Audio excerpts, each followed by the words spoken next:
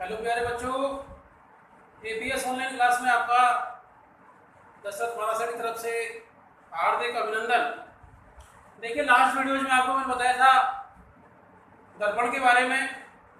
उसमें हमने प्रकाश का परावर्तन भी पढ़ा था, प्रकाश के परावर्तन के नियम भी पढ़े थे और समतल दर्पण के बारे में चर्चा की थी।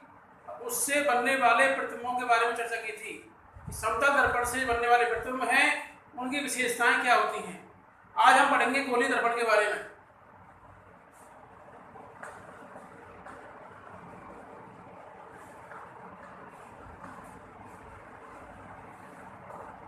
देखिए, गोलीय दर्पण है,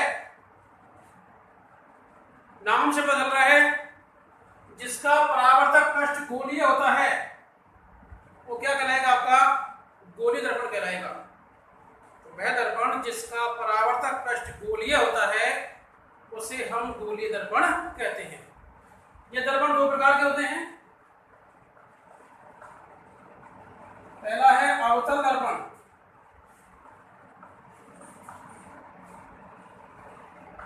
और दूसरा है आपका उत्तल दर्पण।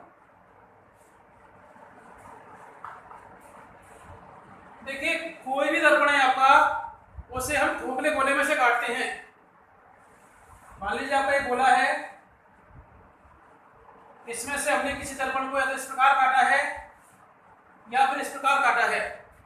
काटने पर जो आपको आकृति प्राप्त होगी वो इस प्रकार की प्राप्त होगी। अब आप देखें, यदि इस पर हम बाहर पॉलिश कर देंगे तो ये कहलाएगा आपका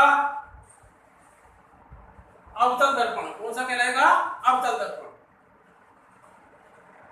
और यदि हम इसमें अंदर की ओर पॉलिश कर दें तो ये कहलाएगा आपका उत्तल दर्पण। सीधी सी बात है, जिस दर्पण का परावर्तक पृष्ठ, एक शब्द है इसमें परावर्तक पृष्ठ, ये क्या होता है भाई? जहां से प्रकाश की किरण का परावर्तन होता है, जिस भाग से या जिस स्थान से प्रकाश की किरण का परावर्तन होता है उसे हम कहते हैं परावर्तक पृष्ठ। जिस दर्पण का परावर्तक पृष्ठ अंदर की ओर वक्रित होता है, अंदर की ओर, जैसे चम्मच है, दो भाग होते हैं, इसका बाहर उभरा हुआ भाग, अंदर वाला भाग। अंदर वाला भाग कौन सा कहलाएगा? आपका अवतल कहलाएगा। और जो बाहर उभरा भाग है वो क्या कहलाएगा? आपका उत्तल कहलाएगा। अंदर की ओर परावर्तक पृष्ठ इसकी वक्रित है, बाहर हमने इस पर पॉलिश कर दी है और पॉलिश करने के बाद सिल्वर यानी चांदी या एल्युमिनियम एयर का परावर्तक आवरण लगा देते हैं। ठीक है, इसमें देख लीजिए आप, जिस दर्पण का परावर्तक पृष्ठ बाहर की ओर वक्रित होता है, इसमें अंदर की ओर है, इसमें कहां पर है? आपका बाहर की ओर। सीधी सी बात है, इसमें बाहर की ओर है तो इसमें हमने अंदर के पृष्ठ पर पॉलिश कर दी है, और इसमें अंदर की ओर वक्रित है तो हमने इसके बाहर के पृष्ठ पर पॉलिश कर दी है। ये कहलाएगा आपका अवतल दर्पण और ये कहलाएगा आपका उत्तल दर्पण। एक दर्पण और होता है अग्रविलेपित दर्पण।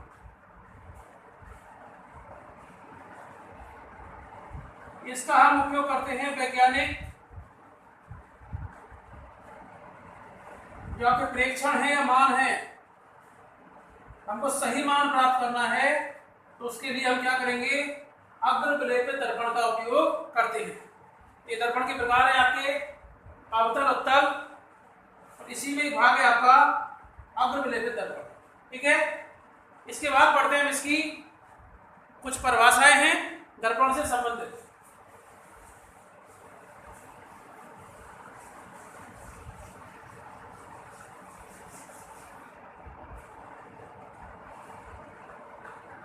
गोलीय दर्पण से संबंधित परिभाषाएं।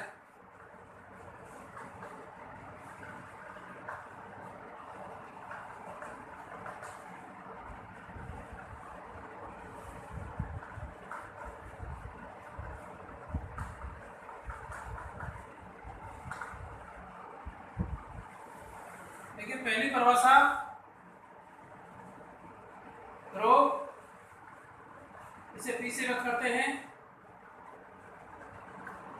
दूसरा है वक्ता केंद्र, इसे C से व्यक्त करते हैं। तीसरा है आपका वक्ता त्रिज्या,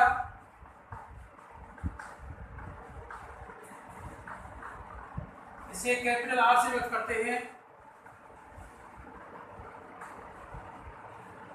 मुख्य अक्ष, पांचवा है आपका मुख्य फोकस,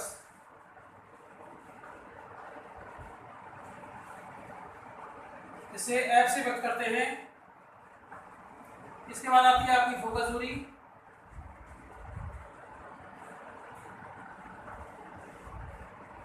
इसे स्मॉल f से व्यक्त करते हैं। एक आता है आपका द्वारक, इसे ml से व्यक्त करते हैं। तो दर्पण की ये कुछ परिभाषाएं हैं। जब हम किसी बिंब का प्रतिबिंब बनाएंगे, चाहे वो आपका उत्तल दर्पण है और चाहे वो आपका अवतल दर्पण है, उसके लिए आपको इन सातों पॉइंटों के बारे में पता होना चाहिए। इन्हीं की सहायता से क्या बनेगा, आपका किसी भी बिंब का प्रतिबिंब बनेगा। जो अवतल दर्पण होता है उसकी 6 स्थिति होती हैं किसी बिंब का प्रतिबिंब बनने की, और जो आपका उत्तल दर्पण है उसकी 2 स्थिति होती हैं किसी भी बिंब का प्रतिबिंब बनने के लिए। तो उत्तल दर्पण होगा, उससे बनने वाला जो अपना प्रतिबिंब है वो आभासी और सीधा होता है। कैसा होता है? आभासी और सीधा। आभासी मीन्स जिसे हम पर्दे पर प्राप्त नहीं कर सके, जिसका केवल वो आभासी होगा। आभासी प्रतिबिंब हमेशा सीधा बनता है। कैसा बनता है? सीधा।